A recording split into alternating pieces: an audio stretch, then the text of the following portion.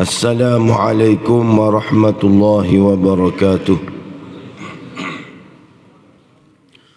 A'udzu billahi minasy syaithanir rajim. Bismillahirrahmanirrahim.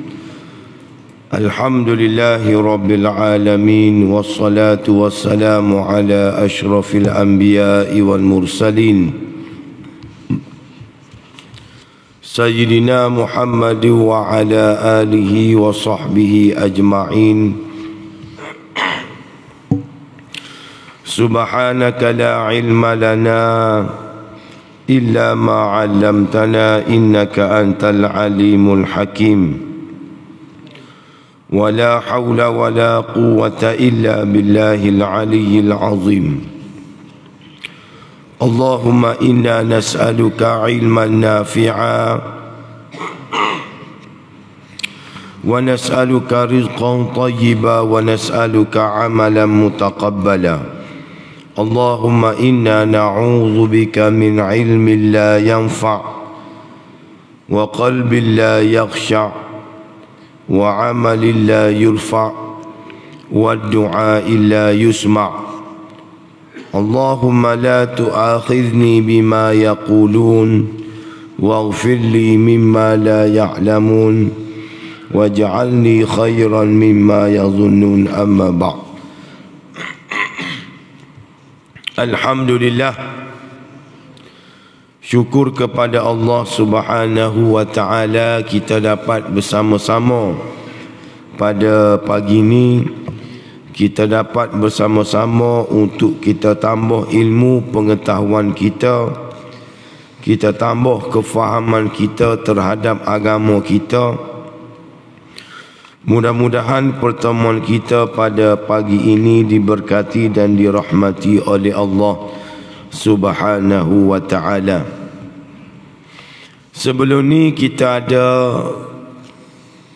bercerita bagaimana Parsi telah bertindak balas daripada serangan yang dilakukan oleh Sayyidina Umar Al-Khattab radhiyallahu ta'ala anhu.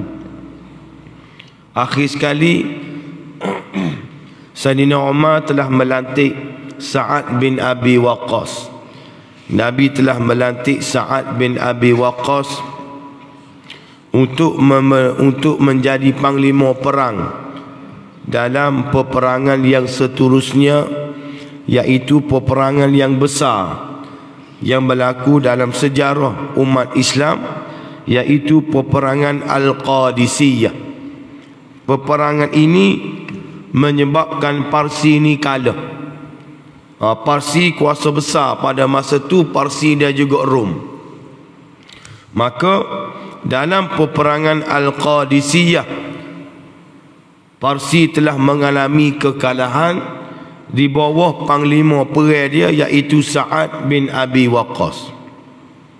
Cuma hebatnya Sayyidina Umar ni, dia telah berpesan kepada Sa'ad bin Abi Waqqas sebelum berlakunya peperangan, sebelum memulakan serangan, maka Sa'ad bin Abi Waqqas kena berdakwah, kena ajak orang-orang Parsi ni peluk agama Islam, kena ajak panglima perang dia memeluk agama Islam.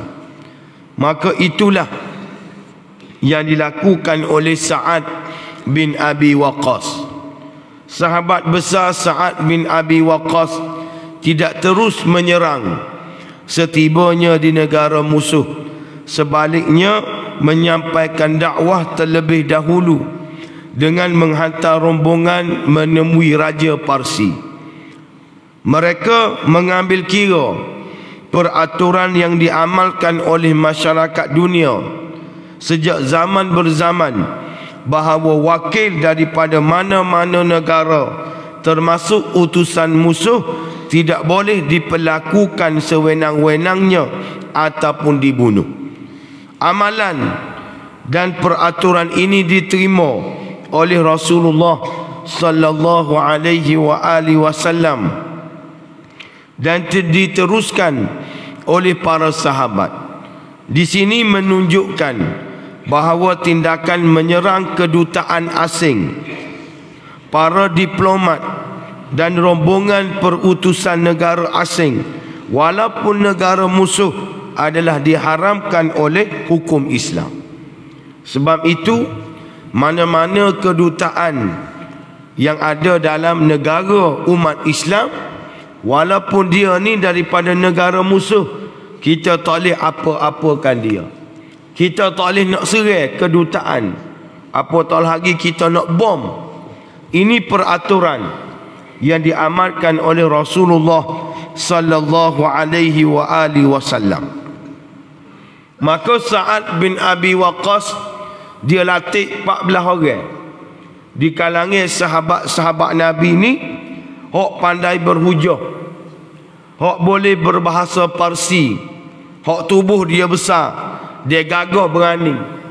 Dia latih 14 orang untuk jumpa dengan Raja Parsi dan juga orang-orang Parsi untuk ajak berdakwah supaya memeluk agama Islam.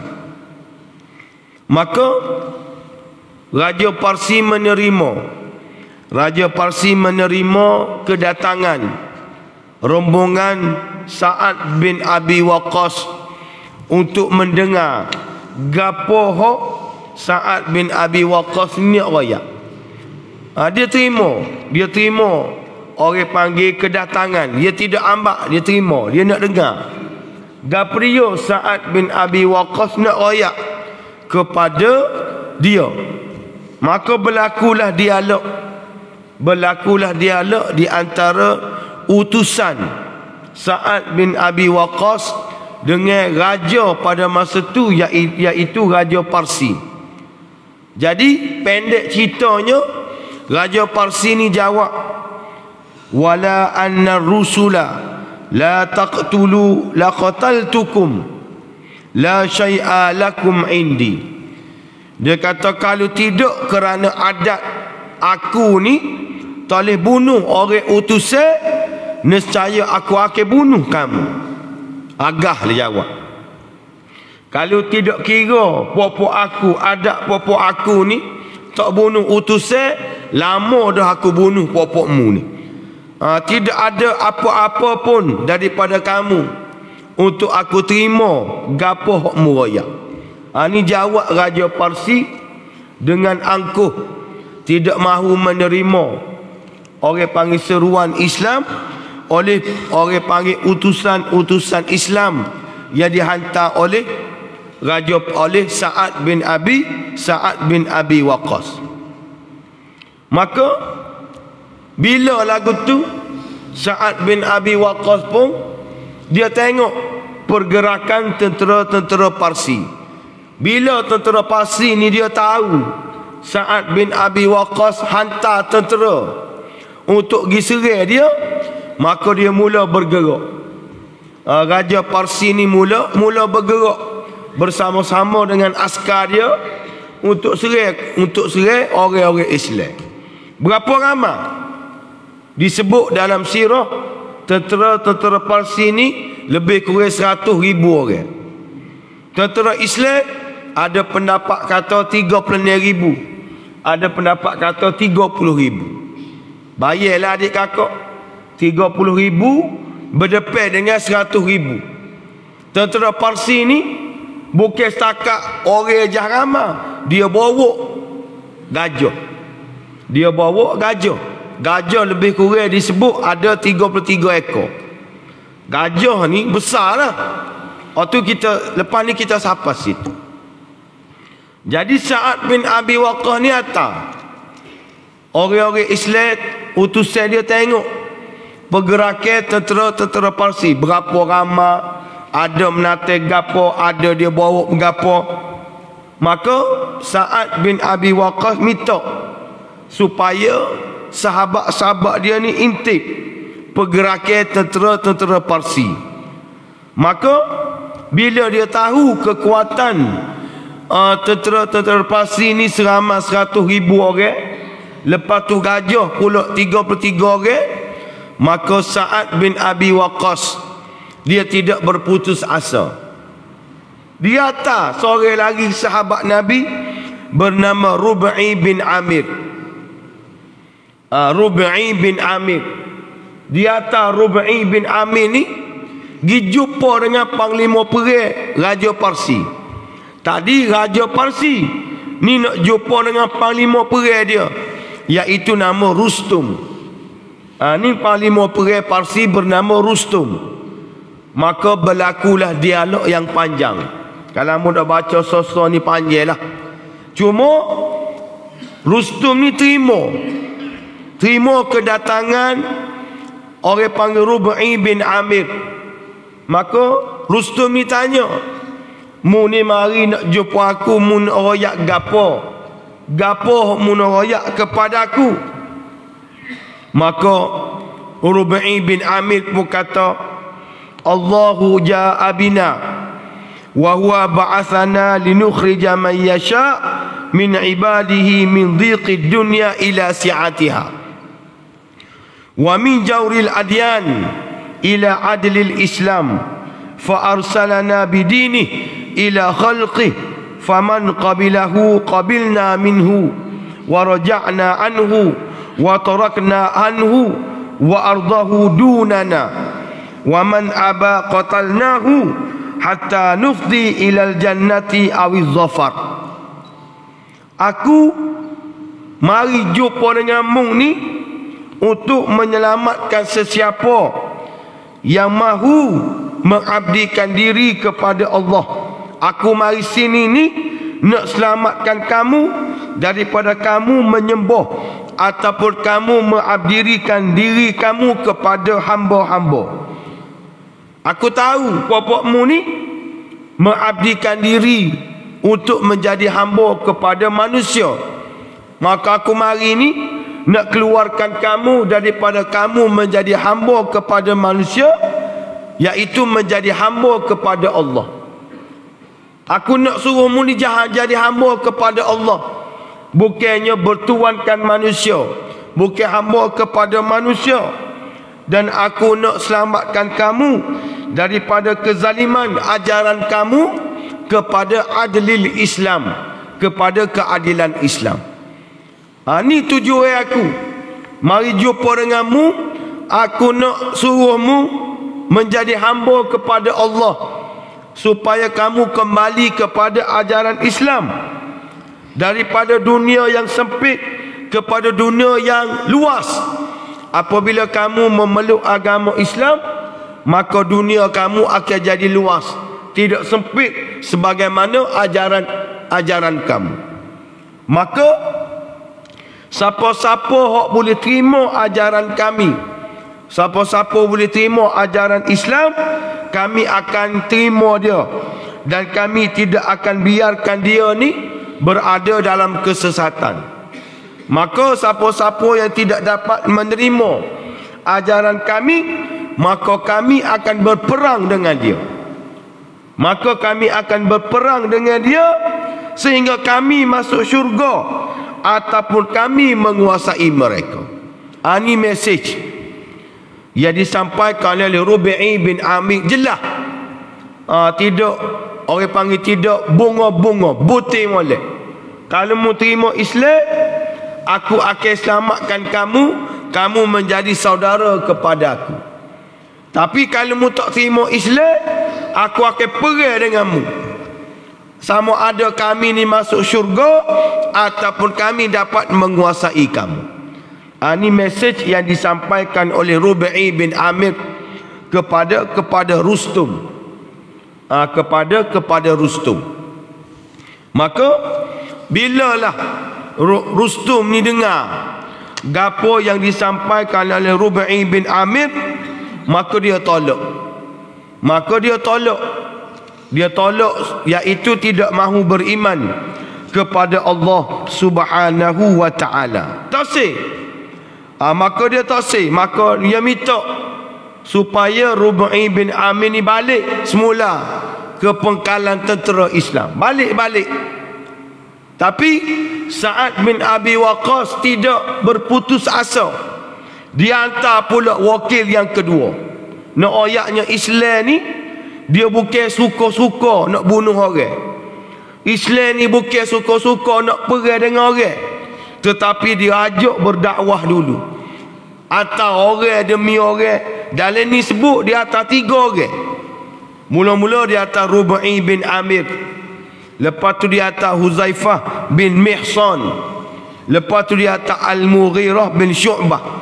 3 orang ni Sa'ad bin Abi Waqqas atas untuk pujuk Rustum ini supaya memeluk agama Islam, supaya mengikut apa yang dikehendaki oleh agama Islam. Tiba-tiba walaupun telah menghantar 3 orang wakil, mereka ni tolak. Bila tolak dah, jelaslah bahawasanya Raja Parsi ni nak perang dengan tentera-tentera Islam. Walaupun tentera dia 100,000, nak perang dengan 36,000 ni, dia berasa dia menang lah. Mungkin 100,000 berdepan dengan 36,000. Maka dia sedia untuk berperang. Apabila ketiga-tiga tawaran daripada pihak Islam ditolak dengan angkuh oleh pihak Parsi kerana bermegah dengan kedudukan sebagai salah satu kuasa besar dunia, maka pilihan seterusnya bagi pihak Islam ialah berperang. Tak ada pilihan, kena perang juga walaupun 36,000. Panglima Rustum telah menyusun bala tentera untuk menyerang tentera Islam. Maka dia susunlah, dia susun, orang panggil strategi perang dia dengan begitu hebatlah. Kita baca dalam sirah orang-orang Parsi ni, dia strategi perang dia pelik. Strategi perang dia ni pelik-pelik. Tidak ada dalam, orang panggil dalam budaya orang Arab. Orang Arab ni perang biasa je, guna unta, guna kuda, guna tombak, guna pedang. Tapi orang Parsi ni dia ada strategi perang dia. Dia ada strategi perang dia sebagaimana kita baca dulu dalam perang Khaybar. Perang Khandaq. Bagaimana Salman Al-Farisi, orang Parsi tu, dia cedek kepada Nabi gali parit. Gali parit. Orang Arab ni tak ada strategi perang dia gali parit. Mana ada gali parit ni. Tapi orang Parsi ni dia hebat. Strategi perang dia pelik-pelik. Dia bawa gajah. Ni barang pelik oleh puak-puak Parsi. Maka dia susun puak-puak dia. Ada tentera berkuda, ada tentera bergajah, dia juga sebagainya. Maka tentera-tentera Islam pun sama, susun juga askar dia, susun juga tentera dia oleh Sa'ad bin Abi Waqqas. Cuma kita nak baca bagaimana strategi perang oleh orang Islam. Mula-mula Sa'ad bin Abi Waqqas sebelum nak memulakan peperangan, dia baca ayat Quran. Dia baca ayat Quran nak memberi semangat kepada tentera-tentera Islam. Walaqad katabna fi zabur min ba'da dzikri anna al-ardha yarisuha ibadiyas salihun. Surah Al-Anbiya. Dan demi sesungguhnya kami tulis di dalam kitab-kitab yang telah kami turunkan sesudahnya ada tulisan di Lauh Mahfuz, iaitu apa dia? Bahawasanya bumi ini akan diwarisi oleh hamba-hambaku yang soleh. Ni ayat yang dibaca oleh Sa'ad bin Abi Waqqas nak bagi semangat kepada tentera-tentera Islam.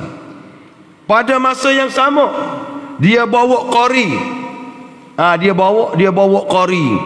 Qari ni pula diperintahkan oleh Sa'ad bin Abi Waqqas untuk baca surah Al-Anfal.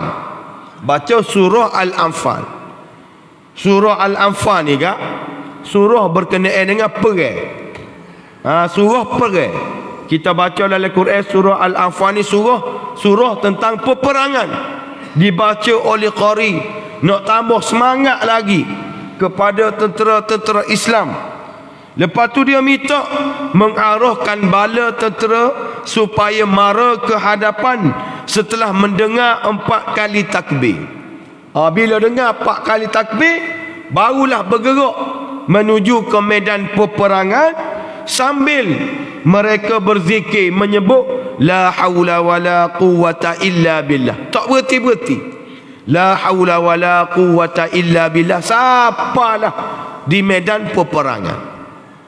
Nah, ayatnya strategi yang dilakukan oleh Sa'ad bin Abi Waqqas supaya tentera Islam ini sentiasa mengharapkan pertolongan, mengharapkan bantuan daripada Allah Subhanahu wa taala.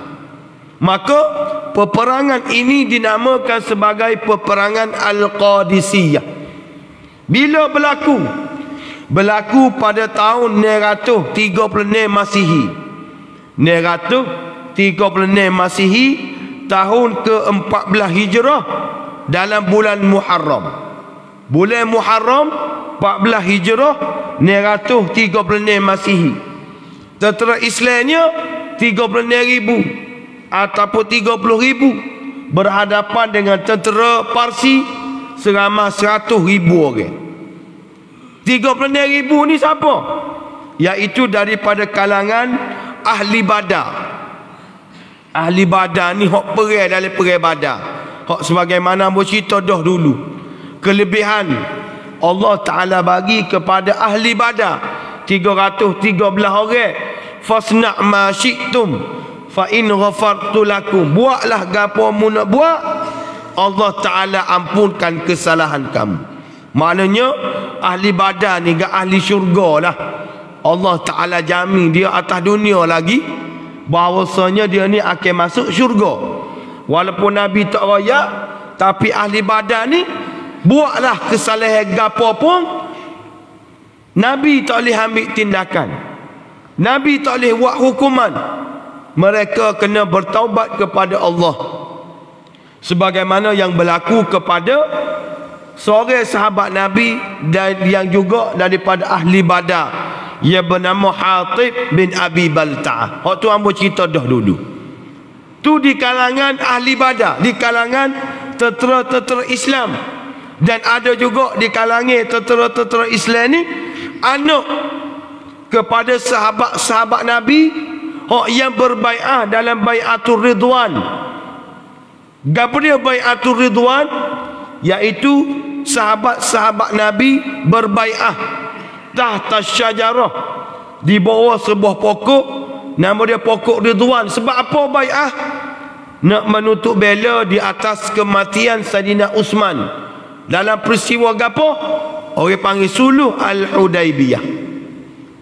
Kita baca dalam sirah Nabawiyah, Nabi mimpi. Ni tahu Nabi duduk di Madinah, tok kelik-kelik ke Mekah.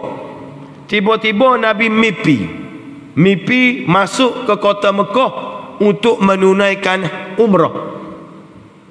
Nabi, lepas Nabi mimpi, Nabi royak ke sahabat-sahabat dia.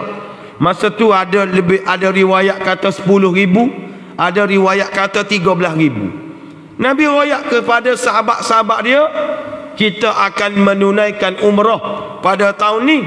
Maka dia minta sahabat-sahabat dia bersedia untuk menuju ke Mekah bersama-sama dengan dia dengan memakai pakaian ihram. Nabi pakai pakaian ihram, sahabat-sahabat pakai pakaian ihram. Berjalanlah Nabi daripada kota Madinah menuju ke kota Mekah. Tiba-tiba sampai di Hudaibiyah, orang kafir dia tahu Nabi nak masuk kota Mekah, dia hantar wakil. Pimpinan kafir Quraisy dia hantar wakil jumpa dengan Nabi, minta Nabi kelik semula. Minta Nabi kelik semula, mu tak boleh masuk kota Mekah walaupun untuk menunaikan umrah. Nabi kata, kami ni nak pergi ke kota Mekah untuk menunaikan umrah. Kami tak bawa senjata berat. Tak ada senjata berat. Cuma ada pedang di pinggir kami sebagai untuk jaga keselamatan. Lepas tu pula kami ni memakai pakaian ihram. Dan kami pula melalui jalan utama, jalan biasa, nak menuju ke Mekah. Bukannya shortcut, bukannya kona-kona indah, jalan yang utama. Tak benar juga. Maka baliklah. Nabi minta supaya boleh masuk juga. Maka wakil tadi balik, jumpa dengan kafir Quraisy, royak kepada pimpinan sana. Maka orang sana hantar pula wakil yang kedua, royak keputusan tak boleh masuk juga. Kok mana-mana pun tak boleh menunaikan umrah, tak boleh. Maka Nabi minta juga. Akhir sekali Nabi kata tak padan ni main dengan wakil-wakil ni. Nabi pun hantar Saidina Uthman bin Affan untuk berunding dengan musyrikin Mekah. Maka Saidina Uthman pergi ke Mekah untuk berunding.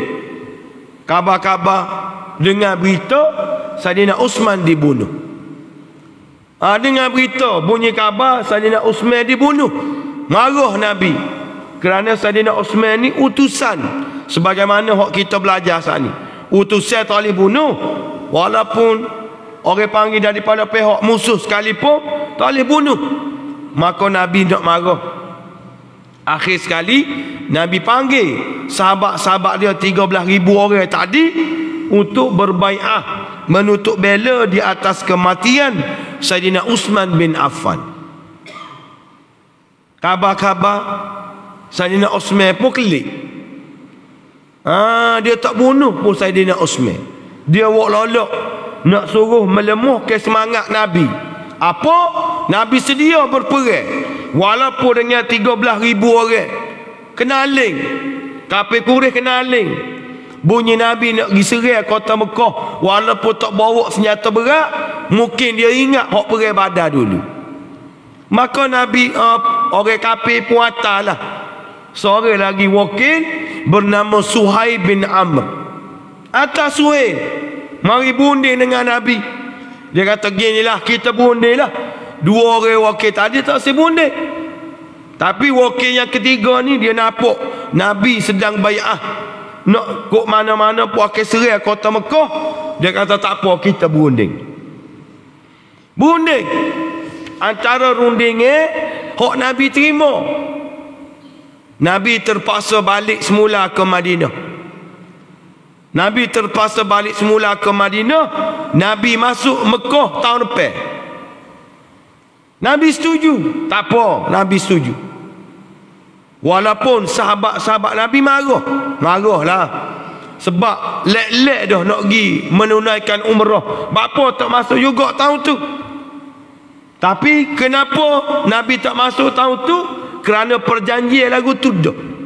Perjanjian kata mu kena kelik, mu kena mari tahun depan. Lepas tu mu mari tahun depan, aku bagi masa 3 hari je untuk kamu berada dalam kota Mekah. Lepas tu pula berlakunya gejatan senjata selama 10 tahun. Kita tak perang dalam masa 10 tahun. Yang ketiga, mana-mana orang Mekah duduk di Madinah, mu kena atas kelik. Mana-mana orang Madinah hak duduk Mekah, mu tak perlu atas kelik. Nabi setuju. Maka mula-mula tulislah perjanjian Bismillahirrahmanirrahim. Maka Suhaib bin Am tak saya terima. Dia kata mu kena tulis Bismikallahumma. Aku tak si ada nama Allah. Tulislah Bismikallahumma. Maka Sayyidina Ali juga tulis. Maka Sayyidina Ali tulis min Muhammad Rasulillah. Suhaib bin Am kata aku tak si mu tulis Muhammad Rasulullah. Kalau Muhammad ni betul-betul Rasulullah, aku tak akan perang dengan dia lah. Moga dia utusan Allah. Mu kena tulis Muhammad bin Abdillah. Sayyidina Ali kata aku tak akan sapu. Sebab Rasulullah ni adalah pangkat hak Allah Ta'ala bagi kepada Nabi. Aku tak akan sapu. Suhaib kata kalau mu tak say sapu, bakal tak jadilah perjanjian kita ni, bakal batal. Nabi pun tanya, wahai Ali, di manakah tulisan hak mu tulis Rasulullah? Sayyidina Ali pun tunjuk. Maka Nabi ambil alio dia, Nabi sapu. Nabi sendiri sapu. Nabi sendiri sapu, maka tulislah Muhammad bin Abdillah. Marah Saidina Ali. Marah, hok marah lagi gak? Hok ni lah Saidina Umar. Saidina Umar mengorai backing. Marah. Bapa Nabi mengalak, bapa Nabi ikut ere orang kafir, bapa Nabi ikut ere popok dia ni. Tak kena ni. Dia pergi marah kepada Saidina Abu Bakar. Dia nak marah ke Nabi, dia tak berani. Dia pergi jumpa Saidina Abu Bakar. Bapa Nabi buat lagu ni. Nabi kan Rasulullah, Nabi kan kita berada di pihak yang benar. Abu Bakar kata, mungkin tanya Nabi sendiri. Bila bunyi tanya Nabi sendiri, tak beranilah dia.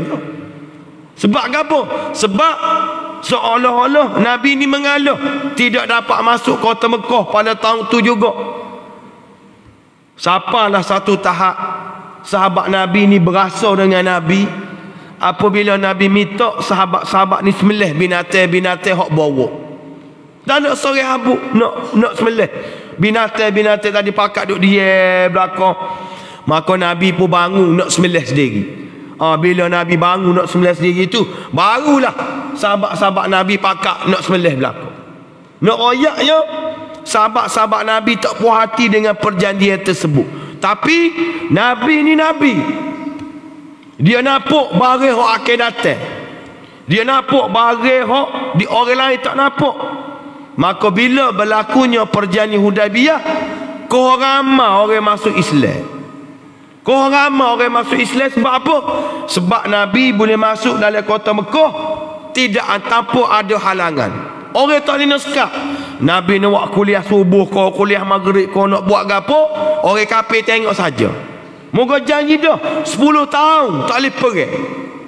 Menyebabkan berlipat kali ganda orang-orang musyrikin Mekah hak peluk agama Islam. Bila dia tengok Nabi duk berdakwah secara direct kepada musyrikin Mekah, ramai orang masuk Islam, orang kafir kata, tak gerak ni, kita lok ke Muhammad lagu ni, walaupun 3 hari pun ramai hak peluk agama Islam. Akhir sekali orang kafir ni jahat atau jahat dia minta ada kabilah hak pakak dengan dia ni pergi bunuh kabilah hak pakak dengan Nabi. Maka berlakulah orang panggil pembunuhan di antara 2 kabilah. Maka bila jadi lagu tu, berlakulah Fathu Makkah, pembebasan kota Mekah yang berlaku dalam bulan Syawal. Nak royaknya hak terlibat dalam perang orang panggil Al-Qadisiyah ni orang yang hebat, bukan orang hak calek-calek. Anak sahabat-sahabat Nabi, ahli-ahli Badar yang hebat-hebat dalam perang Al-Qadisiyah. Dan akhir sekali dengan izin Allah Subhanahu wa ta'ala, peperangan itu dimenangi oleh tentera-tentera Islam. Bayarlah 30,000 lawan 100,000.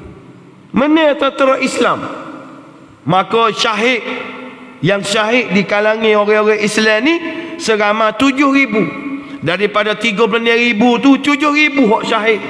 Manakala tentera-tentera Parsi daripada 100,000 hak perang tu 70,000 hak mati. 70,000 hak mati. Daripada 100,000 tentera-tentera Islam hak syahid hanya 7,000.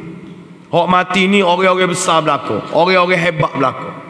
Nak royaknya dengan peperangan Al-Qadisiyah tadi, jatuhlah Empire Parsi. Kuasa besar pada masa tu. Rom jatuh dah, Parsi jatuh pula. Bila ni? Pada zaman Saidina Umar Al-Khattab radhiyallahu ta'ala anhu. Siapa yang pimpin? Sa'ad bin Abi Waqqas. Sa'ad bin Abi Waqqas ni amo sebut dah dulu. Dia ni bukan calek-calek orang. Dia ni al-asharatu al-mubashiruna bil jannah. 10 orang sahabat Nabi dijamin syurga. 10 orang sahabat Nabi hak Nabi jamin syurga, dia berada pada nombor 10. Akhir sekali nombor 10, 4 orang tu khulafa ar-rasyidin. Saidina Abu Bakar, Saidina Umar, Saidina Ali, Saidina Uthman. Lepas tu Abdul Rahman bin Auf, lepas tu Az-Zubair bin Awam, lepas tu Sa'id bin Zaid. Akhir sekali siapa? Sa'ad bin Abi Waqqas. Dia ni ulama us-sahabah, ulama sahabat Nabi. ada meriwayatkan hadis daripada Nabi sallallahu alaihi wasallam. Siapa? Sa'ad bin Abi Waqqas. Hebat dia. Sebab tu Sa'ad bin Abi Waqqas ini, kalau kita baca dalam sirah, dia berjaya membuka Iraq. Sebab Al-Qadisiyah ni berlaku mana? Di selatan Iraq. Berlaku di selatan Iraq. Maka dialah orang yang membebaskan Iraq pada zaman Saidina Umar Al-Khattab. Siapa lagi pada zaman Saidina Umar? Iaitu Mesir. Berjaya dibuka pada zaman Saidina Umar oleh siapa? Iaitu Mesir ni dibuka oleh Al-As, Amru bin As. Amru bin As lah membuka kota Mesir. Syria siapa? Abu Ubaidah Al-Jarrah. Palestin Khalid bin Al-Walid. Bila? Pada zaman Saidina Umar Al-Khattab radhiyallahu taala anhu. Ni hebat Saidina Umar, kerana dia ni orang yang berani. Tak lama pemerintahan dia hanya 10 tahun. Abu Bakar berapa tahun? 2 tahun. Walaupun 2 tahun pada zaman Saidina Abu Bakar, hebat Saidina Abu Bakar ni, dia boleh menangani orang-orang yang murtad di bawah Musailamatul Kazzab, menyebabkan ramai di kalangan sahabat-sahabat Nabi hok ngapa Quran syahid dalam peperangan Yamamah. Dia boleh menstabilkan politik pada masa tu. Bayarlah adik kakak, Nabi mati, huru-hara negara, ada hok murtad, ada hok macam-macam. Moga Nabi mati, maka peranan Abu Bakar lah yang menstabilkan politik Madinah pada masa tu, berlawan dengan orang-orang murtad, kembali ke kepercayaan orang-orang murtad, ada hok masuk Islam. Dia hok menariknya dalam peperangan Al-Qadisiyah ni, beberapa orang hok murtad dulu. Hok murtad dalam perang Yamamah, dia murtad. Dia Abu Bakar royak dia, orang ni aku tak benar untuk dia sertai mana-mana peperangan. Sebab Abu Bakar tak percaya dah kau orang ni. Mari zaman Saidina Umar bagi tugasan kepada dia. Nak tengok keikhlasan dia, nak tengok dia ni betul-betul bertaubat kepada Allah, dan akhir sekali mereka menemui syahid dalam peperangan Al-Qadisiyah. Walaupun pernah murtad, tapi dia tunjuk keikhlasan dia, dia tunjuk penyesalan dia. Maka Abu Bakar Umar batal keputusan Abu Bakar supaya tidak benar orang-orang tertentu ni terlibat dalam peperangan. Maka Saidina Umar batal, panggil buat hak murtad ni supaya perang bersama-sama dengan Saidina Umar, dalam bersama-sama dengan Sa'ad bin Abi Waqqas dalam peperangan Al-Qadisiyah. Ni perang yang hebat. Kalau nak cerita memang panjang lagi lah. Jadi kita berhenti setakat tu dulu. Apabila tentera Islam menang dalam peperangan Al-Qadisiyah, maka Sa'ad bin Abi Waqqas dia nak tawan Madain. Nak tawan Madain. Madain ni apa? Ibu negara Iraq. Maka berlakulah perang pula situ. InsyaAllah kalau kita umur panjang, Allah Ta'ala bagi nikmat kesihatan, kita akan masuk pula peperangan yang seterusnya, iaitu penaklukan ataupun penawanan Madain, iaitu ibu kota negara Iraq. Cukup setakat tu dulu. Mudah-mudahan Allah Ta'ala berkati pengajian kita, Allah Ta'ala bagi ilmu kepada kita. Mudah-mudahan Allah Ta'ala ampunkan dosa kita, insya-Allah. Aqul qali hadza astaghfirullahal azim li wa lakum. Wassalamu alaikum warahmatullahi wabarakatuh. A'udzu billahi minasyaitonir rajim. Bismillahirrahmanirrahim. Alhamdulillahi rabbil alamin, wassalatu wassalamu ala asyrafil anbiya'i wal mursalin سيدنا محمد وعلى آله وصحبه أجمعين. اللهم اختم لنا بحسن الخاتمة ولا تختم علينا بسوء الخاتمة. ربنا آتنا في الدنيا حسنة وفي الآخرة حسنة وقنا عذاب النار. وصلى الله على سيدنا محمد وعلى آله وصحبه وبارك وسلم. وآخر دعوانا أن الحمد لله رب العالمين.